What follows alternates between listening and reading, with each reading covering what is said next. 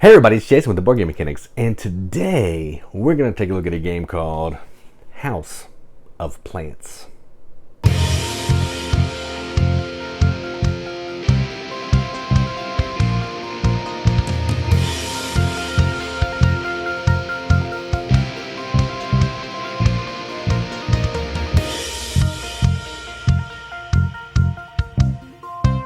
House of Plants is a game from Ridley Games. I have no idea who the designer is. I've looked everywhere. It's not in the book. It's not online. It's not in any of the languages that are in this book. So I have no idea. So I apologize for that. I tried to find it. Plays 2 to 4 players, ages 8 plus, 30 minutes. Now, the theme of this game, which there is a line of theme, to get the most points and be the best plant parent in the hood. Said hood. All right.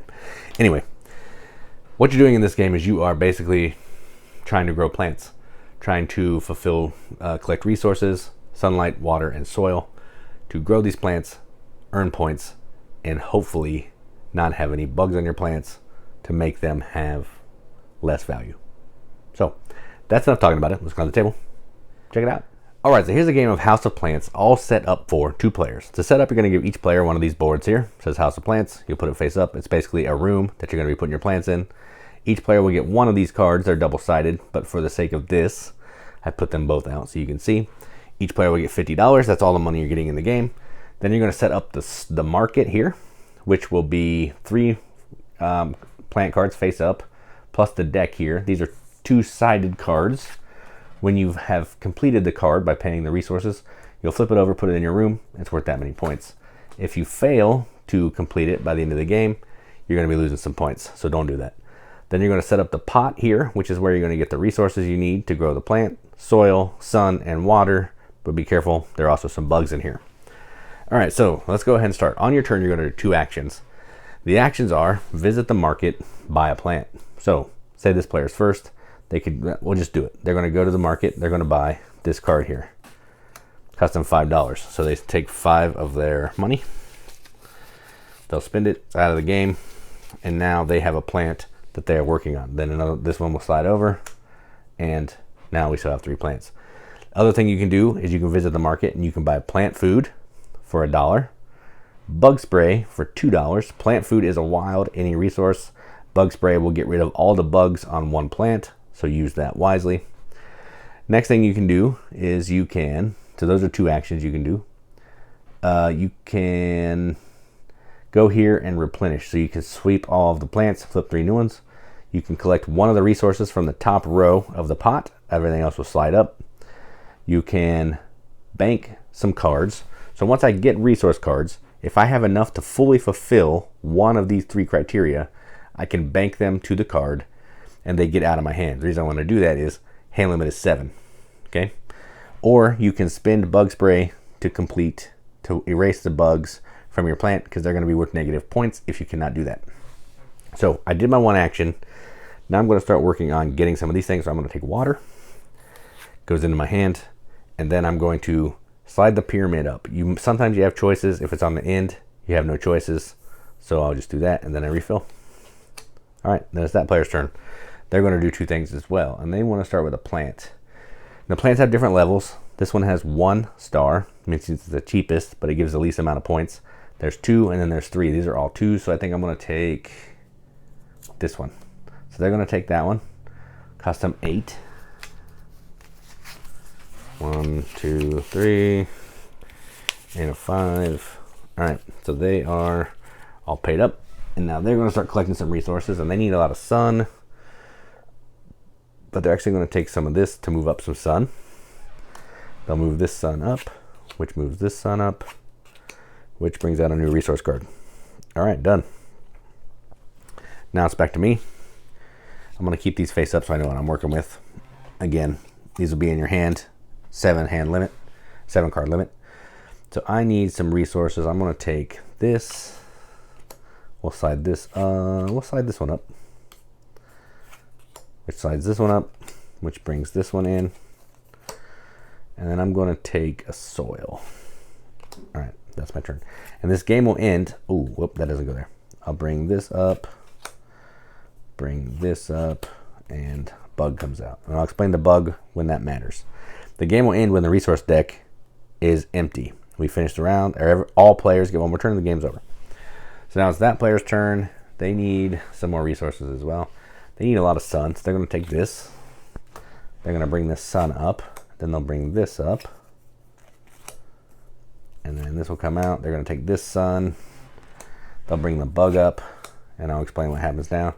So now, whenever there's a bug in the top row, which is what happens here, the player whose turn it is, if there's a bug in the top row and it's their beginning of their turn or after their first action, it causes a bug to come up, they have to take the bug and put it on their newest plant that they've purchased, which you got to kind of remember. Just go left to right or something. Now, that's a bug they need to get rid of before the end of the game, or they lose 2 points on this 6-point plant, which is not great, so they definitely want to kill that bug. Then they'll bring this up. So that was not their action. That was just the first thing that happened. So they'll bring the water out. So this is my turn. That stinks. All right, so I'm going to go ahead and buy a bug spray. There's only 4. So I'll buy a bug spray. That's an action. It costs 2. So I get this bug killer. It's a card in my hand. And now I need one more of these. So I'll take that. And we'll slide up this water. This and this. That player's turn. They're going to bank some sun. When you bank for one action, you can bank all the cards needed for that one attribute. So in this case, I have 4 sunlight. Good to go. And then I'm going to take a card. I will take 1 water. And I'll bring this up. Bring this up.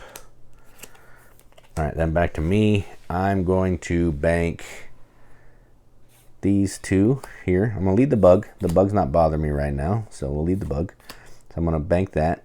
And I'm going to go ahead and bank the sun. So I just need one more thing. That was both my actions. I banked everything I needed for 2 attributes, 2 actions. All right, that player's turn. They're going to bank water. And they're going to, they're going to actually buy plant food for $1. Plant food, remember, is a wild resource, so they're going to buy 1. They now have that in their hand, so they're good for everything they need to bank next time. All right, back to this player. I'm going to bank my water. Now, everything I need for this plant, I have 2 soil, sunlight, and water. So these are out of the game. I take this plant, I flip it over, put it in my house. I'm going to sit it on this windowsill right here. And then I have the bug in it. But I'm going to use my bug spray out of the game. And I'm going to kill the bug. Now this plant is good. It's worth 6 points. Everybody's happy. Actually, let's put it right here. I want to put it right there. All right, we're good. That was both my actions. I put my last attribute down as an action and I killed the bug. Now it's this player's turn. They're going to put both of these cards up here. That will give them the 2 soil that they need. So these cards are gone. And this will now get planted. It's a level 2, so it's worth 12 points. And they're going to hang it from here. No, they'll hang it from the window. There we go. That makes more sense. So they're going to hang it from the window. So that was one action. And then for the next action, I think they want to buy another plant.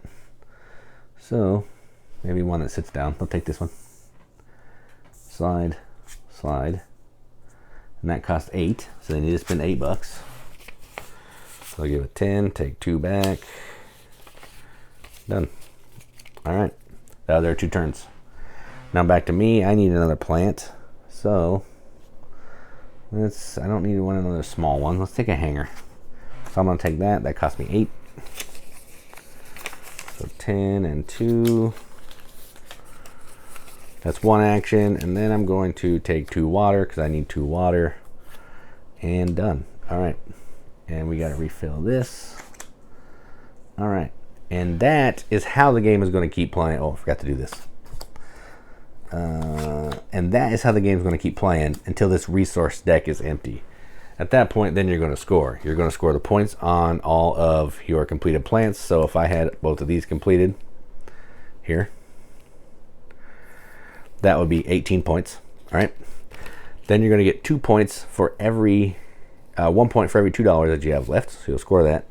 And then any incomplete plants that you haven't finished are going to lose your points based on the level. So remember, I said there are levels here.